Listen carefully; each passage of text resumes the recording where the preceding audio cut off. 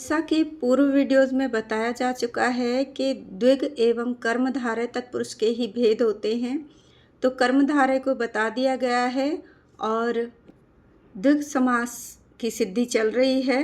द्विग समास के अंतर्गत जो गुप्त भेद होते हैं, सर्वप्रथम मैंने उन्हीं को बताया है, क्योंकि साधारणतया लोग समाहार बोधक जो होते हैं बहुत ही आसान से होते हैं। सप्तानाम पत्राणाम समाहारा यानी सप्तपत्रम, इस तरह से बस इसी को समझते हैं कि वो केवल नपुंसक लिंग में होते हैं, पूर्व पद संख्यावाची होता है। और फिर अंतर नहीं कर पाते कि पूर्व पद संख्यावाची तो बहुब्रीहि में भी होता है, लेकिन कैसे पहचानेंगे कि ये द्विग समास है। साथ ही जो द्विग समास होता है वो 3 पदों से युक्त भी हो सकता है, इसके अतिरिक्त तद्धित प्रत्यय युक्त भी हो सकता है। और वहीं हमें ये पहचान करनी है उसकी सिद्धि किस तरह से होगी। उसकी सिद्धि के आधार पर जब हम सिद्ध करेंगे तो तय हो जाता है कि ये द्विग समास है।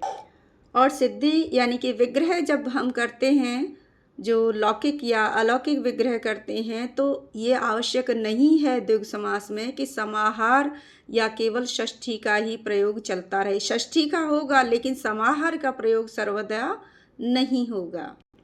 तो शाण मातुर जो था वो द्विग समास का ही उदाहरण था, जिसकी सिद्धि मैंने करके बताई इससे पूर्व के वीडियो में। आज एक दूसरा उसका जो गुप्त भेद है, क्योंकि जो सामान्य प्रसिद्ध भेद है या तरीका है वो तो आप सब जानते ही हैं। पंचवटी, त्रिलोकी, पंचगवम, सप्तपत्रम, इस तरह के अम अंत वाले और ई अंत वाले जो होते हैं वो सभी समाहार बोधक द्विग समास होते हैं। तो जो दूसरा, इसीलिए उनको मैं एक साथ कराऊंगी, एक साथ ही आ जाएंगे अगले वीडियो में वो, क्योंकि वो सब एक बताऊंगी तो सभी वो आसानी से हो जाएंगे, क्योंकि साधारणतया वो ज़्यादातर लोगों को आते ही हैं। तो अभी जिनको वो नहीं पहचान पाते हैं, मैंने उन्हीं पर फोकस किया है, उन्हीं को समझिए। शाण मातुर बताया, इसको पहचानना है, ये द्विग समास है, इसे कोई अन्य समास के अंतर्गत नहीं रखना है। और ध्यान रखिएगा कि द्विग समास तत्पुरुष का भेद है। दूसरा उदाहरण जो मैं ले रही हूँ वो ले रही हूँ त्रिपदी युक्त, यानी कि ये भी द्विग समास होता है, जैसे कि पूर्व में ही मैंने समझा दिया है। ध्यान रखिएगा, प्लेलिस्ट क्रमशः पढ़ने के लिए ऐड की गई हैं। प्रत्येक वीडियो की प्लेलिस्ट के साथ प्रत्येक टॉपिक की प्लेलिस्ट बनाई हुई है, जिसका लिंक डिस्क्रिप्शन में और दे दिया जाता है या प्लेलिस्ट में ऐड कर दिया जाता है। तो अगला जो शब्द यानी सामासिक शब्द, सामासिक पद हम ले रहे हैं वह है पंचगव धन। और ध्यान दीजिए कि इसमें 3 शब्द आ रहे हैं। तो यूँ तो ये पहले भी बता दिए हैं, इस तरह के सूत्र मैंने।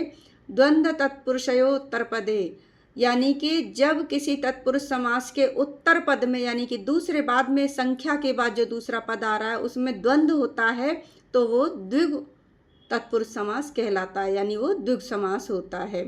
तो यहाँ पर देखिए, संख्या के बाद जो गो शब्द आ रहा है वो गो से गव हुआ है, और उसमें उसके बाद एक और शब्द आ गया, यानी इन दोनों में द्वंद्व हो गया है। साथ ही गो अतद्धित लुकी,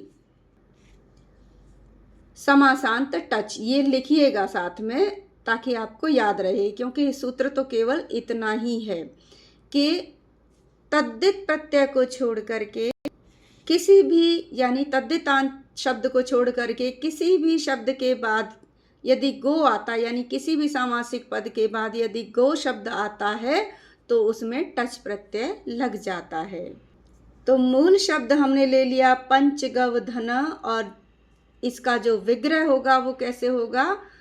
पंचगावो धनम यस्य, 5 गायों का धन है जिसका। ये हो गया इसका लौकिक विग्रह। अब इसका अलौकिक विग्रह उसी आधार पर क्या होगा? पंच की संख्या मूल रूप क्या होगा? पंचन, और इसमें 5 गायों का। तो यहाँ पर जो मूल शब्द बन रहा है वो पुल्लिंग एक वचन में है। इसका मतलब ये अमंत यानी कि नपुंसक लिंग में नहीं है, तो षष्ठी का प्रयोग तो इसमें नहीं होगा। तो यहाँ पर क्या होगा? प्रथमा व्यक्ति का ही प्रयोग होगा। अब क्योंकि 5 संख्या है तो सु का प्रयोग यहाँ नहीं होगा जब तक कि सामासिक पद नहीं बनता पूरा। तो ये हो जाएगा यहाँ पर सु और जस यानी बहुवचन, पंचन जस गो जस धन सु। क्योंकि 5 संख्या तो 5 ही जो विशेषण है गायों का हो गया, तो विशेषण और विशेष्य का दोनों का, क्योंकि एक ही वचन और विभक्ति होती है या लिंग होता है, तो इस तरह से लेकिन धन जो बाद में जोड़ा जा रहा है वो पुल्लिंग का सूचक है, तो यहाँ अंत में सुविभक्ति लगेगी। ये हो गया इसका अलौकिक विग्रह।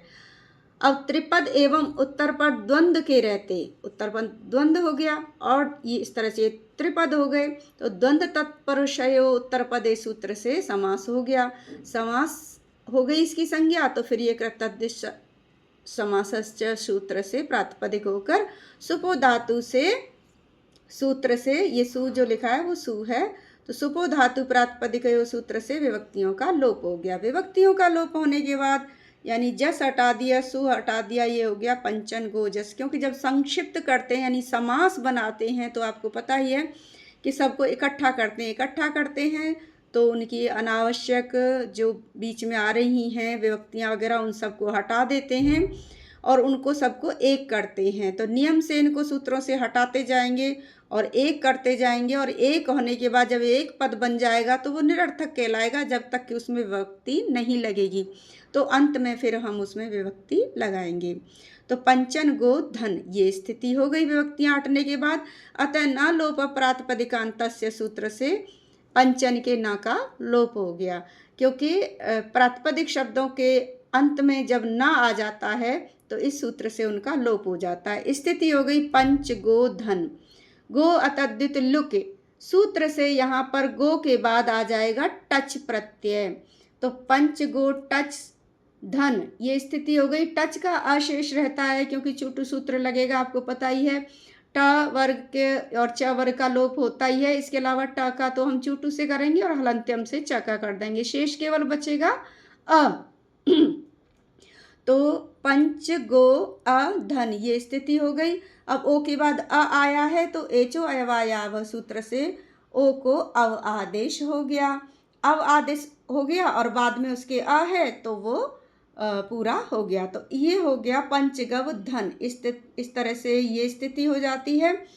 समास पूरा बन चुका है, लेकिन समास को प्रयोग तो जब करेंगे ना जब वो सार्थक होगा। सार्थक कब होगा? पुनः वो, क्योंकि अब इसमें आ गई विकृति, अतः पुनः एक देश विकृत न्यायत्वा सूत्र से विभक्ति का आगम करेंगे सु का, और सु विभक्ति जब आ जाएगी तो उसका हो जाएगा विसर्ग। अतः पंचगव धन ये द्विग समास का उदाहरण सिद्ध हो गया।